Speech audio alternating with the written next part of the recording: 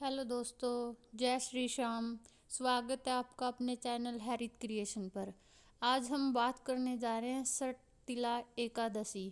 हिंदू धर्म में एकादशी का व्रत महत्वपूर्ण स्थान रखता है। प्रत्येक वर्ष 24 एकादशियाँ होती है।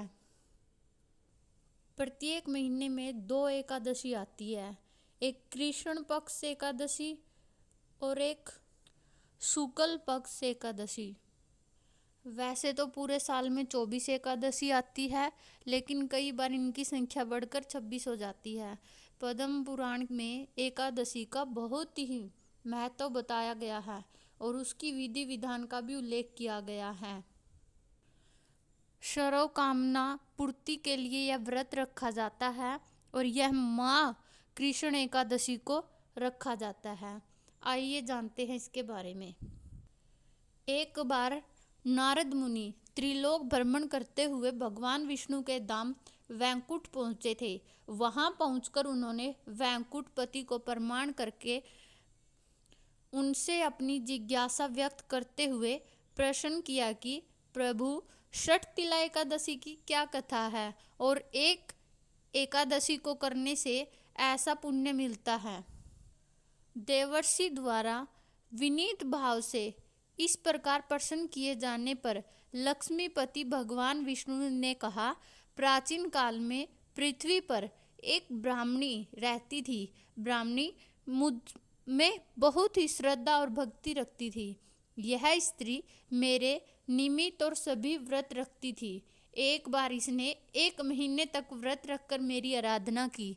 व्रत के प्रभाव से स्त्री का शरीर तो शुद्ध तो हो गया, परंतु यह स्त्री कभी ब्राह्मण एवं देवताओं के निमित्त अन्नदान नहीं करती थी। अंत में मैंने सोचा कि यह स्त्री वैकुंठ में रहकर भी अतृप्त रहेगी। अंत में मैंने स्वयं एक दिन भिक्षा लेने पहुंच गया। स्त्री से जब मैंने भिक्षा की याचना की, तब उसने एक मिट्टी का पिंड उठाकर मेरे हाथों पर रख दिया। मैं वह पिंड लेकर अपने धाम लौट आया। कुछ दिनों के बाद वह स्त्री भी देह त्याग कर मेरे लोक में आ गई। यहाँ पर उसे एक कुटिया और एक आम का पेड़ मिला। खाली कुटिया को देखकर वह स्त्री घबराकर मेरे समीप आई और बोली कि मैं तो धर्मपरायण हूँ, फिर मुझे खाली कुटिया क्यों मिली है। तब मैंने उसे बताया कि यह अन्नदान नहीं करने और मुझे मिट्टी का पिंड देने से हुआ है। मैंने फिर उस स्त्री से बताया कि जब देव कन्याएं आपसे मिलने आए, तब आप अपना द्वार तभी खोलना जब मैं आपको षठ तिला एकादशी के व्रत का विधान बताएं। स्त्री ने ऐसा ही किया। जिन विधियों को देव कन्या ने कहा था, उस विधि से ब्राह्मणी ने षठ तिला एकादशी का व्रत किया। व्रत के प्रभाव से उसकी कुटिया अन्न और धन से भर गई। इसलिए हे नारद, इस बात को सत्य मानो कि जो व्यक्ति इस एकादशी का व्रत करता है और तिल और अन्न का दान करता है, उसे मुक्ति और वैभव की प्राप्ति होती है। हालांकि हमारे शास्त्रों में कहीं भी व्रत का करने का कोई प्रावधान नहीं है। षठ तिला एकादशी के दिन मनुष्य को भगवान विष्णु के नियमित व्रत रखने चाहिए। व्रत करने वालों को गंध, पुष्प, धूप, दीप, तांबूल सहित विष्णु भगवान की षोडशोपचार से पूजन करना चाहिए। उड़द और तिल मिश्रित खिचड़ी बनाकर भगवान को भोग लगाना चाहिए। रात्रि के समय तिल से 108 बार ओम नमो भगवते वासुदेवाय स्वाहा इस मंत्र से हवन करना चाहिए। इस व्रत में तिल का 6 रूप में दान करना उत्तम फलदायी होता है। जो व्यक्ति जितने रूपों में तिल का दान करता है, उसे उतने 1000 वर्ष स्वर्ग में स्थान प्राप्त होता है। ऋषिवर ने जिन 6 प्रकार के तिल दान की बात कही, वह इस प्रकार है। नंबर 1, तिल मिश्रित जल से स्नान। नंबर 2, तिल का उबटन। नंबर 3, तिल का तिलक। 4, तिल मिश्रित जल का सेवन। नंबर 5, तिल का भोजन। और नंबर 6, तिल से हवन। इन चीज़ों का स्वयं भी प्रयोग करें और किसी श्रेष्ठ ब्राह्मण को बुलाकर उन्हें भी इन चीज़ों का दान करें। इस प्रकार जो षटतिला एकादशी का व्रत रखते हैं, भगवान उनको अज्ञानता पूर्वक किए गए सभी अपराधों से मुक्त कर देते हैं और पुण्य दान देकर स्वर्ग में स्थान प्रदान करते हैं। षटतिला एकादशी का व्रत जो भी करता है, भगवान उनका निश्चित ही उद्धार करते हैं। आइए जानते हैं कि कब मनाई जाएगी षटतिला एकादशी। माघ माह के शुक्ल पक्ष की 10वीं तिथि के अगले दिन षटतिला एकादशी मनाई जाती है।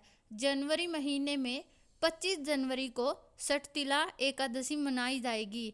इस व्रत को करने से साधक को मोक्ष की प्राप्ति होती है। शास्त्रों में निहित है कि षटतिला एकादशी व्रत करने से साधक पर भगवान विष्णु की कृपा बरसती है। आइए जानते हैं कि षटतिला एकादशी का शुभ मुहूर्त किस टाइम का है।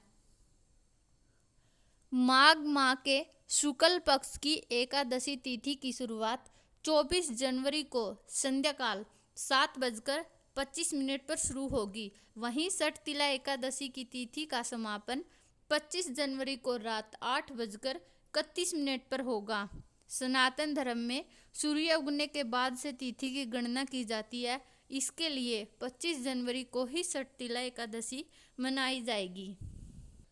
ज्योतिषियों की माने तो माघ माह के कृष्ण पक्ष की एकादशी पर ध्रुव योग का निर्माण हो रहा है।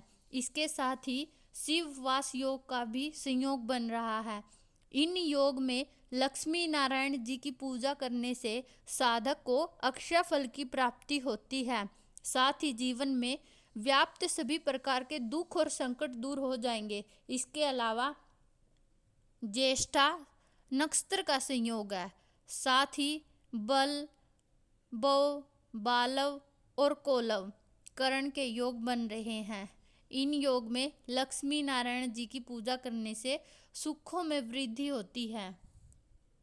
प्रातःकाल स्नान के बाद भगवान विष्णु जी की पूजा करें, उन्हें पुष्प, धूप आदि अर्पित करें। षटतिला एकादशी व्रत के पूजा के समय भगवान विष्णु को तिल से बने खाद्य पदार्थों का भोग लगाएं। ऐसा करने भगवान विष्णु प्रसन्न होते हैं।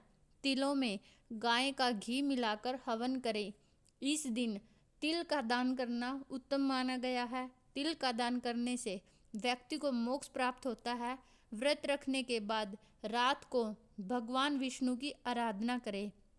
साथ ही रात्रि में जागरण और हवन करें। इसके बाद द्वादशी के दिन प्रातःकाल उठकर स्नान के बाद भगवान विष्णु को भोग लगाएं और पंडितों को भोजन कराने के बाद सव्यम अन्न ग्रहण करें।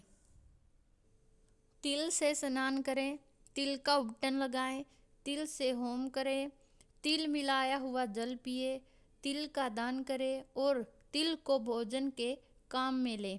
इस प्रकार 6 कार्यों में तिल का उपयोग करने से यह एकादशी षटतिला एकादशी कहलाती है और जो सब पापों का नाश करने वाली होती है।